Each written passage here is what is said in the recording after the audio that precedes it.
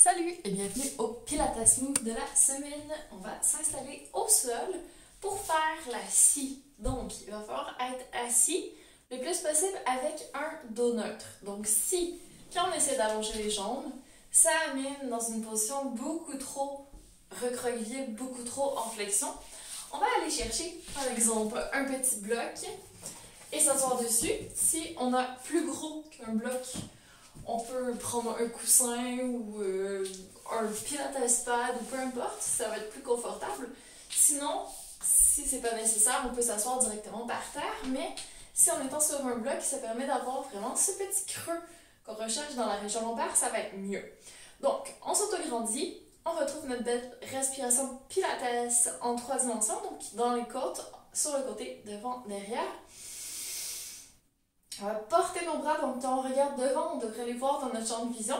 Donc si je fais face à vous, je veux pas des bras comme ça, je veux des bras plutôt en avant ici.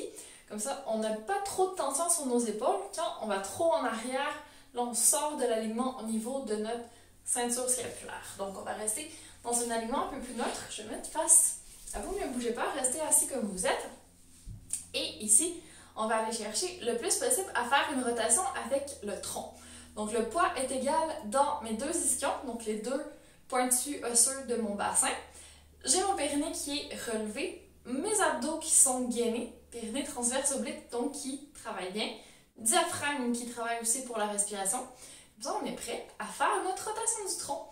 Donc on va partir sur le côté avec nos yeux en premier. Nos épaules, notre tronc, tout tourne d'un coup. Je ne vais pas voir les bras partir en arrière. Les bras suivent le tronc.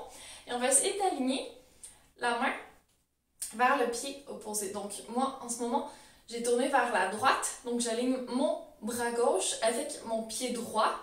Et doucement, sur la fin de mon expiration, parce que j'ai expiré au départ, je vais aller essayer d'aller toucher le côté extérieur de mon pied ici. Donc, je pars en flexion avec les épaules, le haut du dos et aussi les côtes, ici devant. Et je reviens doucement au centre. Donc, je vais faire de l'autre côté encore de face, puis après je démonte de côté. Donc, toujours autograndi. Imagine une ficelle qui nous tire vers le haut comme si on était tiré dans un goulot, dans une bouteille de vin par un tire-bouchon. Donc, le tire-bouchon nous amène en spirale vers le haut. On fait notre spirale en regardant de l'autre côté. En tournant les épaules, les côtes, on rentre les abdos, on est toujours solide. On aligne notre main, donc j'ai tourné vers la gauche, main droite avec mon pied gauche. L'autre bras va partir en arrière, super relax, je veux pas d'épaule qui remonte. Et sur l'expiration, on amène le nez en avant, les épaules en avant.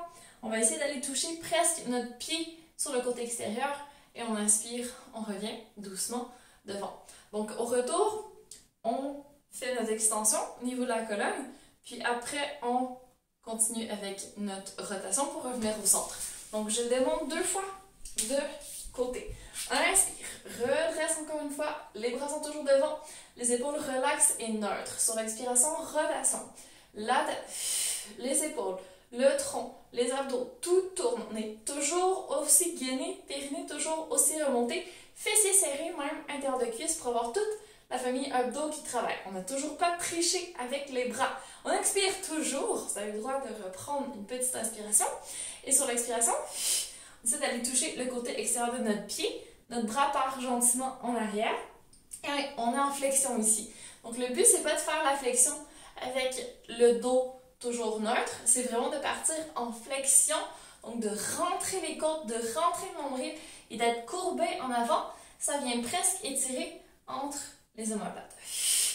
Et on inspire, on revient le plus neutre possible, tant au niveau des épaules, au niveau de la colonne, au niveau des jambes. Donc, pas de pied qui tourne vers l'extérieur, on reste le plus parallèle possible. Ou on peut faire une légère rotation vers l'intérieur pour sentir encore plus les adducteurs aller encore. On tourne, bras derrière, flexion devant, toujours sur l'expiration. Et on revient. On enchaîne. Rotation, positionne nos bras, flexion, épaules, côtes, vraiment colonne thoracique. Et inspire, on revient de façon fluide, autograndie, plus de gainage et tourne. Place les bras, flexion du haut du dos, petit stretching, et inspire, on revient. Donc si c'est vraiment derrière les jambes le stretching, c'est correct. Si c'est plutôt dans le bas du dos, c'est parfait aussi. C'est les deux régions qui sont le plus susceptibles d'étirer avec ce mouvement. Donc, amusez-vous bien avec la scie. Imaginez que vous allez vraiment scier votre pied, vous avez les bras fermes, vous êtes solide sans être crispé, comme toujours. Expirez le plus longtemps possible parce que ça prend quand même un petit moment pour faire notre rotation puis après notre flexion. Donc, on a le droit de prendre une petite inspiration entre deux si besoin, mais on ne précipite pas le mouvement. Donc là, je t'ai donné beaucoup d'explications, mais on peut enchaîner tout ça, essayer d'en faire à peu près 6 de chaque côté, donc ça va faire une 12aine. Et on garde le sourire, bien sûr. Bon entraînement!